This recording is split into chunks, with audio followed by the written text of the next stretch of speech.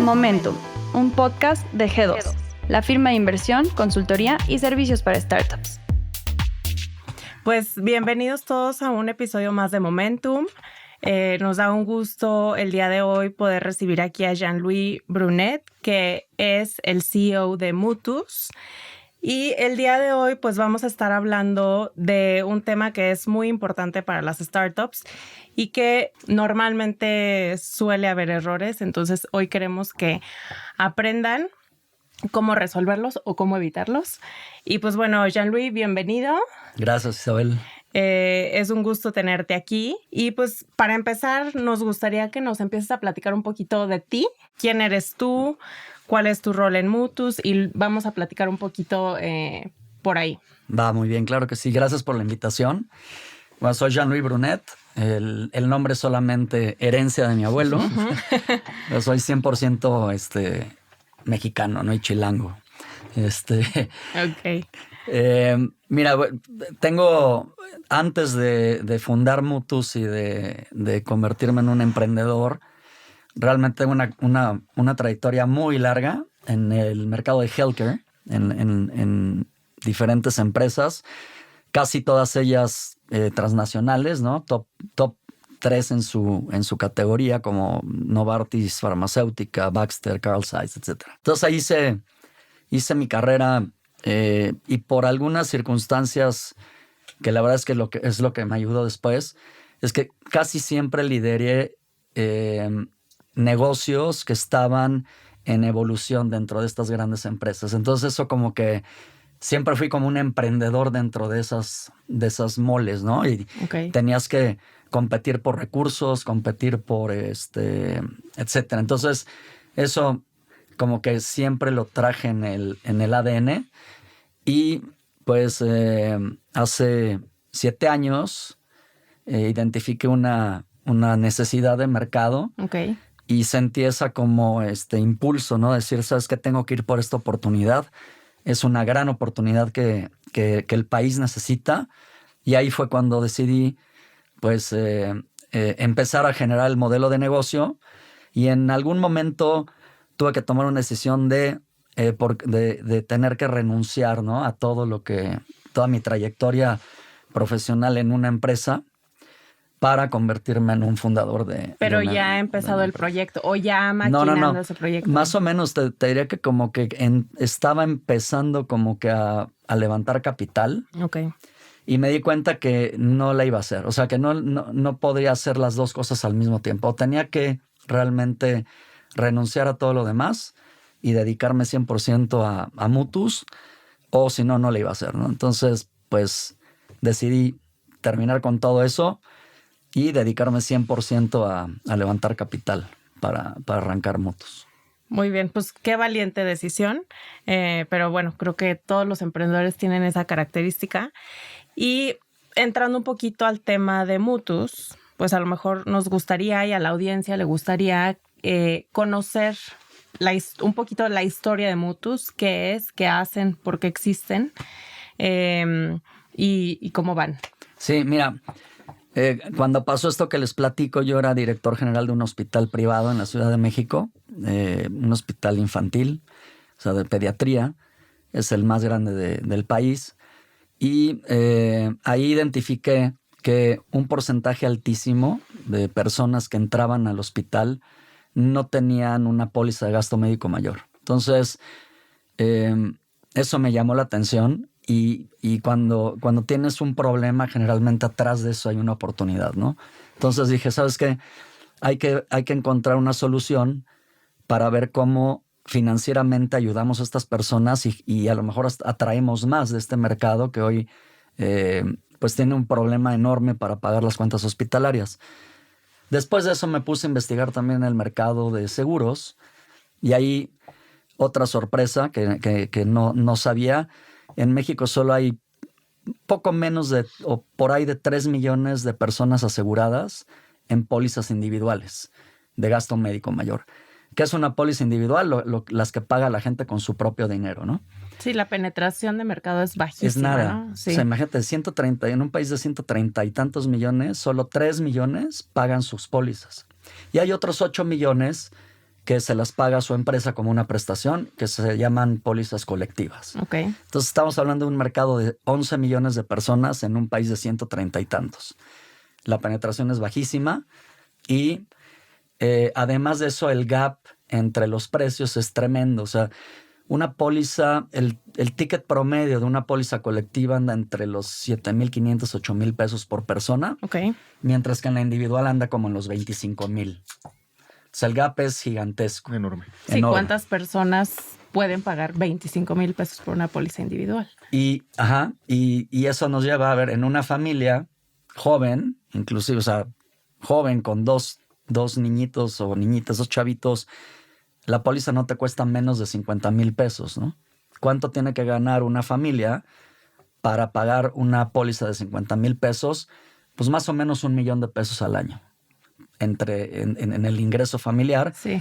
para que esos 50,000 representen el 5% del ingreso, que 5%, si lo vemos, es más de toda una quincena dedicada a eso, Sí, ¿no? sí, Así sí, es. sí, total. Entonces, eso explica por qué solo hay 3 millones de personas, y claramente ahí había una gran oportunidad porque tú analizas casi cualquier categoría de cualquier producto o servicio, hay muchos tiers de precios, ¿no?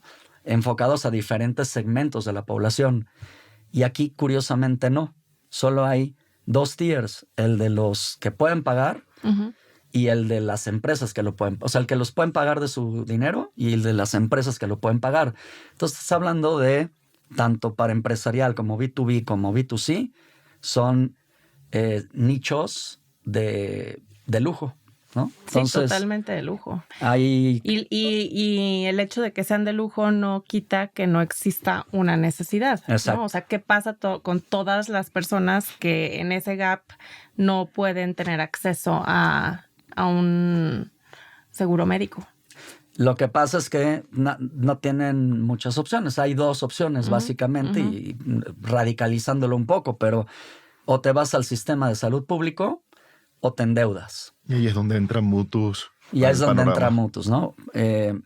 Ahí entra la primer membresía digital de salud en México. Lo que hacemos es que tu membresía te da una solución, te da todas las soluciones de salud que necesita una persona o una familia, ¿no? De punta a punta.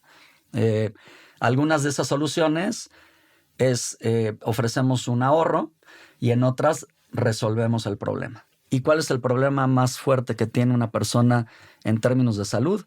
Pues cuando tiene que ir a un hospital, Ujú. ¿no? Es lo más caro. Sí, lo que luego Generalmente. resulta ser un gasto catastrófico que llaman, Exacto. ¿no? Ujú. Sí. Ahora, si analizas nuestro target market, que es muy fácil definirlo, ¿a quién vamos dirigidos? A todas aquellas personas que no pueden pagar una póliza de gasto médico mayor tradicional, pero que sí pueden pagar una membresía de mutuos. Ahí hay un potencial en México de 15 millones de personas. Súper interesante.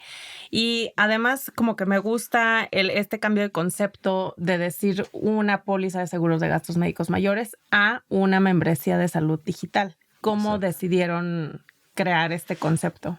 Precisamente para separarnos del mercado tradicional. Porque el mercado tradicional ya existe, ahí está, pero nosotros estamos disrumpiendo el acceso a medicina privada. O sea, no es que estemos disrumpiendo el mercado de los seguros ni el mercado estamos revolucionando la salud privada, haciéndola fácil y accesible para un segmento de la población que era complicado e inaccesible, ¿no? Ok. Y entonces, por ejemplo, ahorita decías, ¿no? Una membresía individual, ¿qué incluye o qué me da si yo quisiera tenerla? Buenísima pregunta, porque eso describe, el diseño del producto atiende a la necesidad de nuestro target market. Si tú te fijas, nuestro target market, el 100% de sus gastos de salud es gasto de bolsillo. Ujú. Ellos lo tienen que pagar. Pagan consultas médicas, medicamentos, estudios de diagnóstico, todo. Bueno, pues la membresía de Salud Mutus lo que hace es que en todo eso que acabo de mencionar, consultas, medicamentos, diagnóstico, les damos un ahorro. Ok. De por sí ya lo pagaban, pero ahora le hacemos que su membresía gasten mucho menos en eso. El gran beneficio es que cuando tienen que ir a un hospital, porque hay un diagnóstico que requiere hospitalización como una neumonía, por lo que tú quieras, como COVID, por ejemplo, o una cirugía o cáncer, y que requieres, por ejemplo, en cáncer requieres a lo mejor cirugía y tratamientos de quimio en el hospital o radiación, etcétera. Bueno, en ese momento la membresía te paga todo.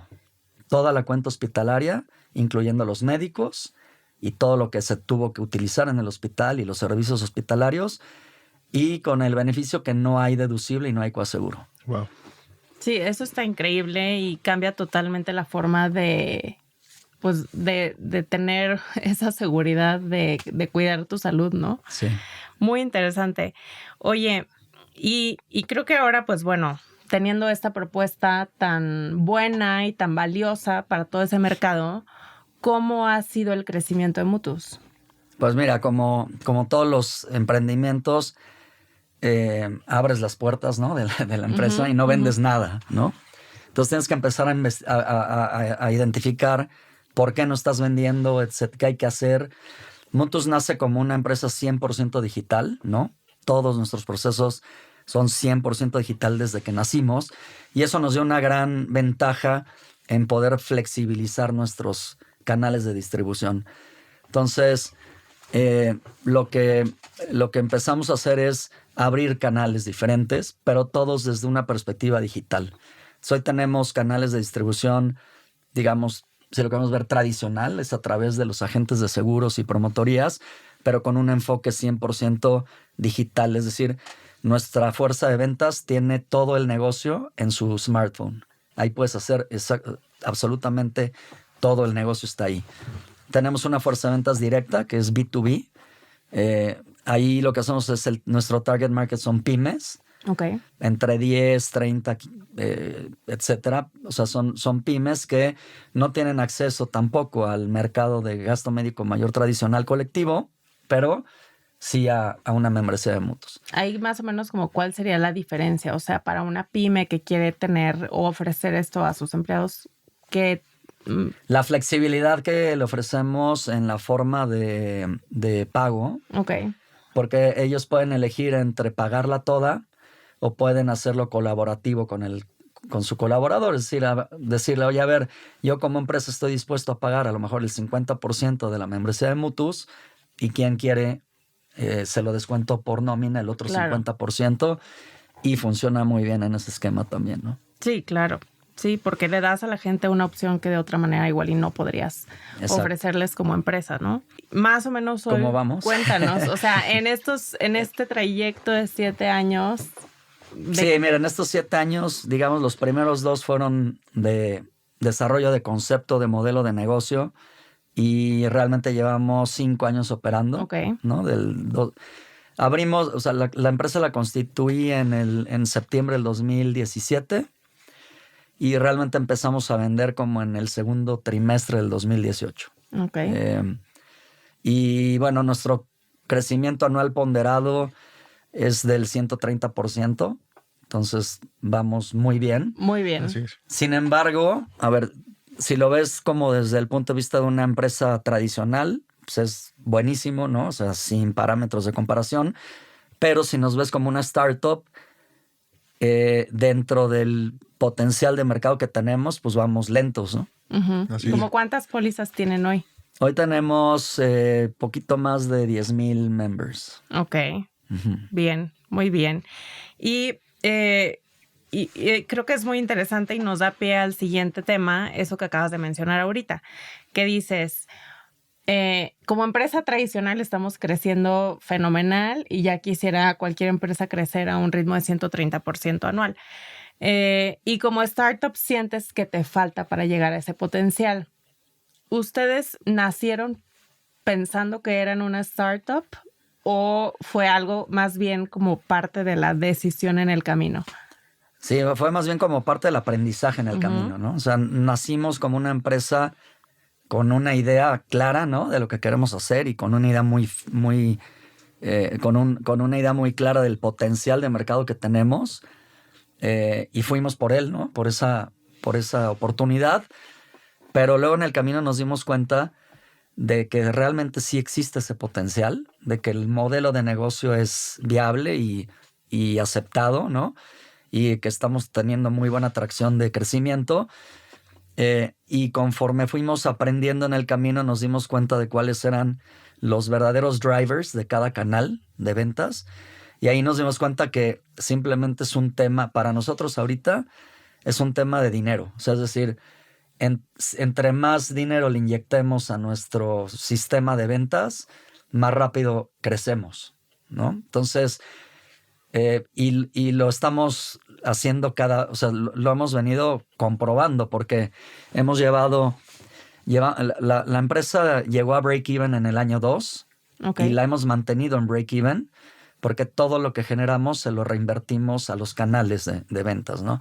En una mezcla en donde estamos también probando cuál es la mejor mezcla de crecimiento o más bien cuál es la que le da mejor retorno a la inversión que le metes, ¿no? Entonces, ahí es en donde estamos ahorita. Es un tema de si tenemos más dinero, podemos penetrar más rápido. Claro, el crecimiento orgánico entonces ya no es suficiente para que ustedes puedan explotar este nicho de mercado que nos has estado comentando. Exacto. O sea, a ver, no es que no sea suficiente. Lo que pasa es que la oportunidad es tan grande que estamos perdiendo tiempo. Correcto. Sí, y eso representa un riesgo Claro. de que llegue alguien más y quiera copiar el modelo de Mutus, ¿no? Y pues digo, súper interesante todo esto porque, digamos, ustedes ya detectaron que tienen una necesidad de capital para crecer, porque ya tienen un modelo comprobado, ya sabes que si le inyectas y le inviertes, el modelo va a continuar creciendo y ustedes van a poder seguir construyendo la visión que tienen. Entonces, esa necesidad de capital, digamos, ¿qué retos representa para ustedes en este momento? Porque no nacieron tan como startup y más bien se han transformado en, ¿no? Sí, ahí justo ahí viene el tema, ¿no? El tema que nos lleva a la conversación que estamos teniendo. Todo el capital que tiene Mutus hoy ha sido de family and friends, ¿no? O sea, primero entramos 5, ¿no? Luego fueron entrando más socios. La verdad es que o sea, nunca nos ha faltado capital, ¿no? Siempre hemos tenido el apoyo de los inversionistas iniciales, algunos en más o menor medida, ¿no? Pero la verdad es que siempre he tenido ese apoyo, ¿no? Ahora la disyuntiva es, oye, a ver, ya sabemos cómo, ya sabemos que el modelo funciona, está el potencial, necesitamos más dinero, pero más no es poquito, es sustancialmente más veces el capital que hoy tenemos para sustancialmente crecer mucho más aceleradamente. Entonces, es inviable que nuestros mismos socios capitalistas sigan invirtiendo en la empresa, ¿no? Entonces, tenemos que buscar, empezamos a ver que teníamos que buscar otras fuentes de financiamiento. Y pues bueno, ahí fue cuando... Bueno, además tuvo que ver con quedamos en segundo lugar en una de estas no son concursos, pero es como una aceleradora de startups. Y ahí es en donde realmente un poco vimos que había una posibilidad de levantar capital en el mercado de venture capital. Ahora, internamente no tenemos expertise, no sabemos nada del tema. Y ahí viene mi primera recomendación, es hay que acercarte a los expertos para que no cometas errores, ¿no? Porque nosotros ya habíamos cometido el error, nos dimos cuenta de que nuestra estructura de capital no era, ni siquiera apta, o sea, no era ni por mucho lo que el mercado de venture capital requiere de los founders para poder inyectarle capital a una startup. En ese caso, tú como emprendedor, bueno, dentro de su cap table tienen ¿cuántos inversionistas? Somos 39. Ok, entonces yo creo que pocos pueden decir que tienen 39 inversionistas, sí. Igual y en esta etapa, ¿no? Y tú cuando empezaste y detectaste esa necesidad, ¿cuánto capital tenías de la empresa? O sea, ¿qué porcentaje del capital tenías? No, estaba súper diluido, tenía menos del 10%. Ok. Y, o sea, precisamente eso es lo que decimos, Inviable. es totalmente inviable para el levantamiento de capital en Venture Capital. Entonces, definitivamente ahí había que hacer algo, ¿no? Sí. Un proceso que nos llevó Algunos meses. como 8 meses por ahí, más o menos. Lo primero que hicimos fue, presentarle al board y a toda la asamblea de accionistas dónde estamos hoy, a dónde vamos a llegar si seguimos así y dónde podríamos estar si levantamos capital de Venture Capital. Y ahí claramente como que había un consenso de sí, hace sentido, hay que hacerlo. Y como que no quise apresurar las cosas ahí en ese momento. Lo que primero dije, bueno, vámonos paso por paso. Lo primero que hay que hacer es traer un experto, ¿no? Entonces lo primero que hicimos fue como un scouting de quiénes eran los mejores en México. Empezamos a tener entrevistas con diferentes empresas de consultoría en este tema y hicimos una tabla de decisión, ¿no? Y al final, pues decidimos irnos por una empresa de consultoría que nos dio todo, o sea, que cumplió con las mayores expectativas, ¿no? Que con todos los parámetros. Y y luego ya vino lo duro, ¿no? Que fue claro, definir la cuáles negociación. son las acciones que debían implementar de manera de que este plan fuera viable al final del día. Exacto. Es decir, que de la estructura orgánica inicial pudieran entonces saltar a la estructura de una startup que fuese apetecible, entre comillas, para el Venture Capital. Dentro de este marco, ¿qué acciones determinaron que eran necesarias?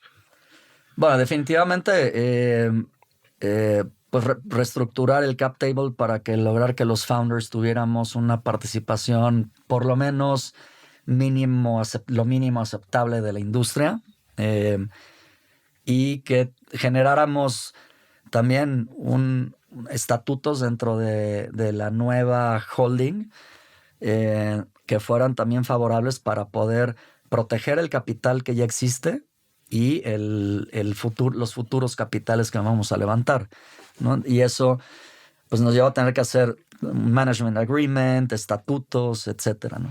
Sí, o sea, digamos, eso que mencionas en la nueva holding, ahí hubo, digamos que Francisco, nuestro legal manager, entró al rescate y hubo toda una serie de acciones corporativas, legales, adicional al tema de la estrategia, ¿no? Entonces, sí, eso claro. me imagino que ha sido todo un reto. Sí, correcto. Incluso para ambos.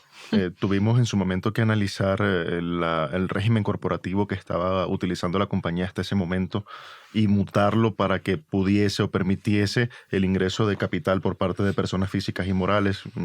Todo un tema complejo allí, ¿no? Bien ¿No es cierto? complejo. Pero al final lo logramos sacar y logramos reestructurar corporativamente la compañía de manera que pudiese levantar capital respetando lógicamente los derechos de las minorías que venían a ser ahora los anteriores accionistas de la compañía. De manera de que, bueno, el Venture Capital pudiese ingresar sin menoscabar o socavar los derechos de estos inversionistas anteriores. Sí, exacto. Y sí, el aprendizaje es que siempre hay manera de arreglar las cosas, ¿no? Pero a veces no se arreglan, ¿no? A veces se complican demasiado y lo mejor es, o sea, si estás haciendo una startup, estás levantando capital, te vas a ahorrar muchísimo tiempo y dinero al final si empiezas a hacer las cosas bien desde el principio y si te asesoras por gente que lo sabe hacer, ¿no? Como con G2, que fue quienes finalmente nos han venido apoyando y ayudando en toda esta trayectoria para poder tener ya hoy en día un cap table, estatutos, management agreement, está toda una estructura corporativa que es VC friendly y que nos va a permitir levantar el capital que necesitamos. Así es. Y una pregunta, una pregunta obligada de cualquiera de nuestros oyentes: ¿cómo hiciste para que los inversionistas aceptaran el nuevo proyecto? Pues mira, en concepto es bien fácil, ¿no? Porque tú le dices, a ver, ¿qué prefieres ser? ¿Dueño de el 10% o el 5% de una empresa que vale 10 o tener el 1% de una empresa que vale 1000, ¿no? A lo mejor las matemáticas que usan no son las exactamente correctas, pero ¿qué prefieres ser? ¿Dueño de un pedazo, digamos, relativamente más grande de una empresa que vale poquito o un pedacito de una empresa que vale X veces más? Cuando lo planteas, suena bien, ¿no? Lo ves bien, pero luego se complican las cosas cuando empezamos a ver participaciones y sobre todo evaluaciones futuras, ¿no? Porque, a ver, son inversionistas que entraron creyendo en el proyecto desde el principio, se la jugaron, ¿no? Sí, que tomaron todo el riesgo desde el día 1. Uh-huh. Sí, porque levantas capital con un PowerPoint y un Excel. Correcto. Y lo que creen es en ti. Sí, totalmente. Que es un poco el mismo concepto de los ventures, ¿no? Sí. Creen en el founder o en los founders. Porque al final somos los que hacemos que se vuelva realidad ese PowerPoint y ese Excel. Pero ahí, cuando ya llevas un camino recorrido de 5 años, en donde vienen todos ellos apoyándote. Ya crearon cierto valor. Creamos cierto valor, la empresa sí ya tiene una cartera, una marca y estamos generándole mucho valor a las acciones y decirles que se desprendan de un porcentaje pues alto, ¿no? Para que podamos ir al siguiente nivel de empresa, pues cuesta trabajo, ¿no? Cuesta trabajo. Sí, y ahí toda la lógica dice que habría que, digamos, que irse por la matemática, ¿no? Que es pues, mejor tener un pequeño porcentaje de una empresa que puede llegar a valer 1000.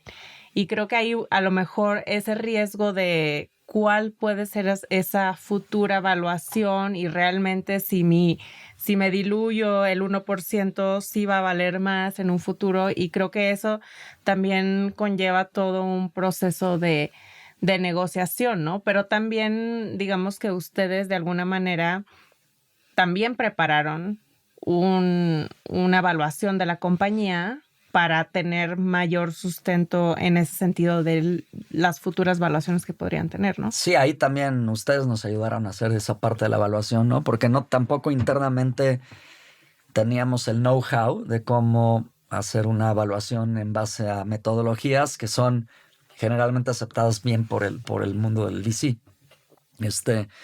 Pero sí, ahí... Y la otra parte que también es muy... No, o sea, que es entendible, ¿no? O sea, los inversionistas metieron dinero a Mutus para tener un retorno, ¿no? Claro. Y además no hay certeza de nada, porque tú les... A ver, hoy valemos esto. Y si levantamos el capital podemos llegar a una evaluación de tanto y podemos crecer en tanto, pero no hay ninguna garantía. Otra vez es volver a apostarle al negocio. Y la otra pregunta es, bueno, ¿y cuándo voy a ver el retorno, ¿no? O sea, ¿cuándo lo voy a ver nuevamente en mi bolsillo? Porque lo que estás haciendo es alargarme claro. el tiempo en el que yo voy a volver a ver un peso. Entonces, ahí es que sí fue bien complejo. Totalmente. No, pues es muy que también, complejo. O sea, y es entendible un poco el punto de vista del inversionista, sí. Decir, oye, yo ya llevo 5 años esperando ver un retorno y ahora me dices que espérate otros 10. Exacto.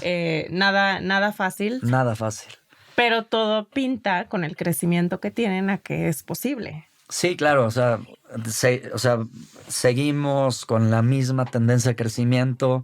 Estamos reinvirtiendo no la misma tendencia, estamos creciendo todavía más y más rápido porque también generamos más cash, ¿no? Y ese cash se lo estamos reinvirtiendo a la empresa para seguir creciendo, ¿no? Y eso un poco, pues, también le da fortaleza a lo que le estamos prometiendo a los fondos que quieran invertir en nosotros, pues que es un modelo que está está probado y que funciona, ¿no? Y que sabemos cómo hacerlo. Claro.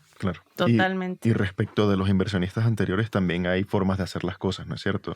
Hay formas o mecanismos para precaver que no tengan, digamos, que hacer una entrega total de su participación y diluirse de entrada, sino que posteriormente y previo al cumplimiento de ciertas condiciones ya logren ese objetivo y en ese caso, bueno, procedan a diluirse dentro de la compañía. Pero es todo un tema de negociación que al final del día va a llevar a que estos inversionistas tengan un múltiplo de X veces su inversión original y eso es a donde queremos llegar. Sí, totalmente. O sea, no es de gratis, ¿no? O sea, y esta parte también en que nos ayudaste a estructurarlo muy bien, ¿no? En cómo se van detonando las condiciones, o sea, si se van generando las condiciones esperadas, se van entonces detonando las acciones que nos llevan, ¿no? Desde la parte legal y estructural de la empresa para que el cap table y todo lo demás sea VC-friendly. Sea VC-friendly. Correcto. Y entonces, creo que ese es un punto importante, ¿no? Porque ante una situación de cap table tan compleja como la que vivía Mutus, el hecho de buscar mecanismos legales que protejan a los inversionistas, pero al final del día resulten en un cap table favorable para VC, se puede hacer, ¿no? O sea, sí, porque además al final del día, si tú proteges a los inversionistas iniciales, pues evidentemente, y si estás protegiendo a los que van a llegar también, ¿no? Sí, habla muy bien de la seriedad de los founders, deja un buen sabor de boca para todos los que están y los que van a entrar. Y los que van a entrar, sí. Ok. Sí. Y, o sea, no sé, Frank, si nos quieras mencionar un ejemplo de qué mecanismos de protección existen para los inversionistas que están renuentes a diluirse para dejar que el emprendedor vaya a levantar capital. Sí, por supuesto. En este caso, por ejemplo, como lo hicimos con Mutus, nos valimos de una estrategia de grant de acciones, condicionada lógicamente al cumplimiento de determinados parámetros. Okay. En este caso, si los founders de Mutus logran levantar lana a determinada evaluación, pues en ese caso se detonará, se triggeará lo que hablaba Jean-Louis y se van a activar los mecanismos que le otorgarán a él acciones por una parte y necesariamente van a necesitar la dilución de los accionistas iniciales. Pero reitero, hasta que no se produzca la condición, hasta que no se logre ese objetivo, los inversionistas no van a ver cambio alguno. Entonces es, digamos, una forma de proteger a los inversionistas iniciales previo al cumplimiento de determinada condición. Y también post-money, también hay mecanismos de protección para quienes estaban y para los nuevos, ¿no? Porque ahí en el Management Agreement hay ciertas limitantes para mí como founder y CEO de cosas que sí puedo y cosas que no puedo hacer, ¿no? Okay. Y que a mí me comprometen. O sea, me limitan y me comprometen o estoy forzado a ciertas condiciones, ¿no? Sí, esa mayoría a la que están renunciando los inversionistas actuales de la compañía no va a implicar que sea una mayoría a ultranza por parte de Jean-Louis. Jean-Louis va a tener sí la mayoría en sentido estricto, sin embargo, hay ciertas decisiones que van a requerir necesariamente la anuencia de estas personas. Entonces, si Jean-Louis dice el día de mañana tengo el 50 o el 60% de la compañía y en consecuencia puedo hacer lo que quiera, no están estas limitaciones, estas restricciones que van a implicar que él deba acudir a estos inversionistas a solicitar su visto bueno para poder proceder. Entonces son controles adicionales que se establecen. Sí, tanto a la asamblea de accionistas, pero también muy importante un consejo de administración que tiene mucho peso, ¿no? Correcto. Ok, entonces se vuelve importante, digamos que formalizar e institucionalizar este consejo de inversión para que al final del día, pues todos estos acuerdos tengan un seguimiento correcto, que todos estos acuerdos pues sigan protegiendo al inversionista, pero al mismo tiempo sigan incentivando la creación de valor, que al final es lo que todos quieren. Claro, exacto, sí. Así es. Ahorita mencionaste un consejo, pero fíjate que algo que me funcionó muy bien, es que si bien ya teníamos un consejo de administración en Mutus, creamos un comité de inversión dentro de la empresa que estaba representada por dos consejeros internos y G2 que participaba también como un consejero externo y personas de la empresa, ¿no? Entonces, este comité de inversión, lo que hacía es que en realidad el comité fue quien tomó la decisión después de evaluar que nos íbamos a ir con G2 para el levantamiento de capital, y todas las decisiones se hicieron en comité. Entonces, de esa manera, como que democratizamos un poco las decisiones dentro de Mutus y no todo cayó en mí, ¿no? El Pues tomar sí, porque decisiones. qué peso. Sí. Entonces, eso funcionó muy bien también. Muy bien. Excelente. Jean-Louis, pues ahorita nos gustaría que nos platiques en qué están ahorita. O sea, ¿cuáles son los siguientes pasos para Mutus? Pues mira, ya estamos así como que no sé si decir a la mitad o al principio. Nunca se sabe, ¿no? Nunca de la se ronda sabe. de levantamiento, sabe. nunca sabes. Uh-huh. Pero bueno, es un proceso sistemático, ¿no? O sea, lo que hacemos es en conjunto, G2 y yo, lo que hacemos es vamos tocando fondos, ¿no? Semanalmente vamos haciendo ustedes van haciendo presentaciones, yo voy haciendo follow-ups y pitchando, ¿no? O sea, es un proceso que es continuo, y algo que les recomiendo a todos los emprendedores es que lleven una metodología sistemática. Es como vender, es como, o sea, estás vendiendo, ¿no? Es una tubería, un funnel de ventas en donde es un proceso donde haces la primera introducción. Por ejemplo, yo tengo primer contacto, segundo, tercero, last chance y perdido, ignorado, ¿no? O sea, me ignoraron, nunca nos hicieron caso.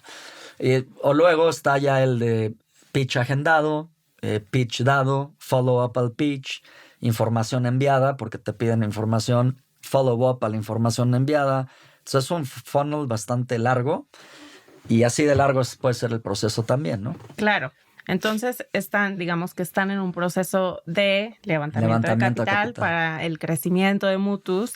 Y aquí súper importante, yo creo que esa recomendación de saber que tienes que verlo como un proceso en donde hay que tocar muchas puertas, hay que dar seguimiento y hasta que se encuentre al correcto, ¿no? Porque pues siempre cualquier inversionista nuevo es como un matrimonio. Entonces, sí, pues no cualquiera...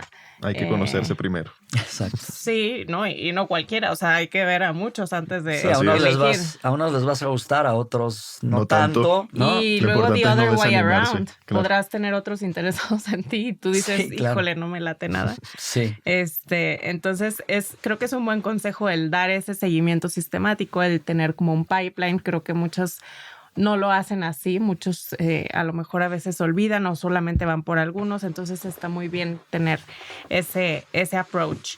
Y pues obviamente esperamos que muy pronto podamos ver esa ronda concluir exitosamente, estamos seguros que sí. Y platícanos un poco de Mutus como empresa, o sea, hacia dónde van, que hoy están en México y qué planes tienen para seguir creciendo.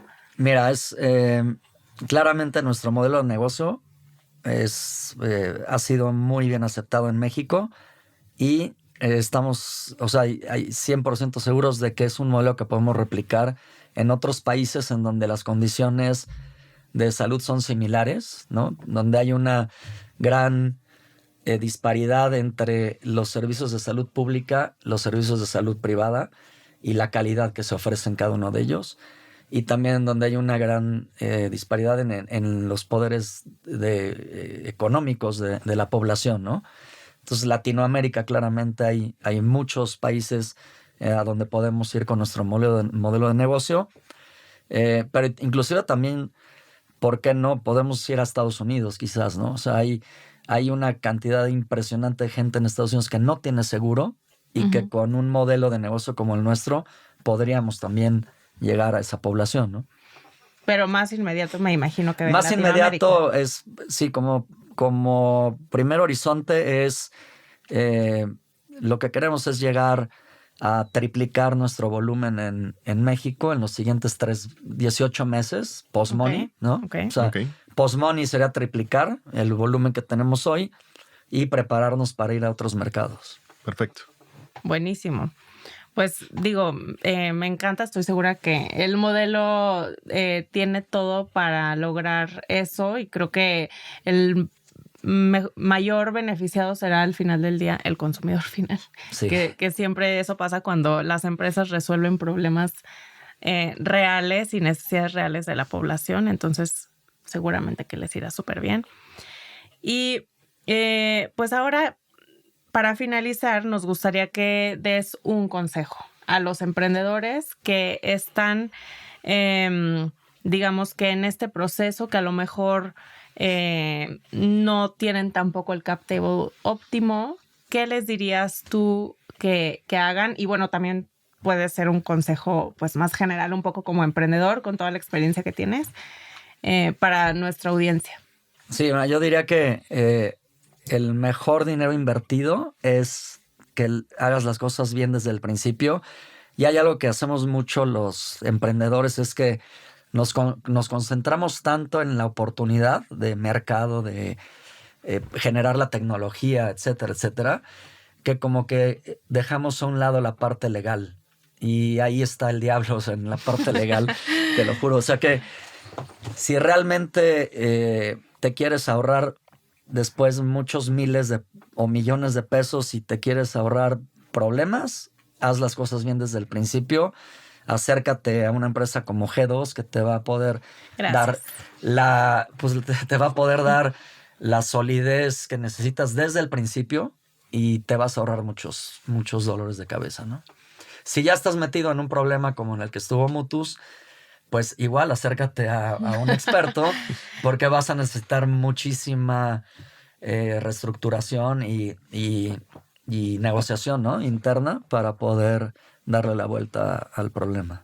Oye, y a lo mejor complementando un poquito por ahí, no es nada más, si ya estás metido en un problema, no es acercarte con expertos, por supuesto que ayudará, pero también hay que ser muy resilientes, ¿no? O sea, hay que buscar la manera, porque a lo mejor una primera persona te dice, no, olvídalo, ya, eso no va a funcionar, no va a poder ser así. Entonces también está ese DNA de emprendedor de decir, no, sí se puede resolver. Claro, sí.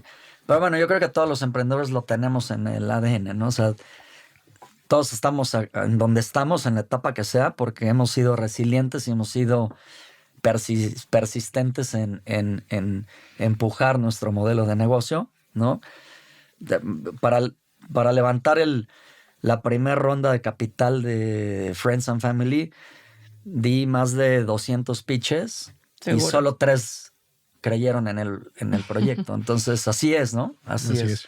Es como un funnel de ventas digital. O sea, a ver cuánta gente le da clic y cuántos conviertes al final. Es un porcentaje bien chiquito. Pues lo mismo pasa aquí, ¿no? No todos van a creer en ti, pero porque alguien te diga que no quiere decir que sea imposible, ¿no? O que todo está acabado. Claro, muy bien. Pues ese consejo también me parece muy bueno. Y pues bueno, ya estamos finalizando el episodio. Muchísimas gracias. Frank, también muchas gracias a ti por participar. Y Jean-Louis, fue un gusto recibirte, escuchar tus consejos y tu experiencia. Creo que va a ser muy valioso para nuestra audiencia y para los emprendedores que escuchen este podcast.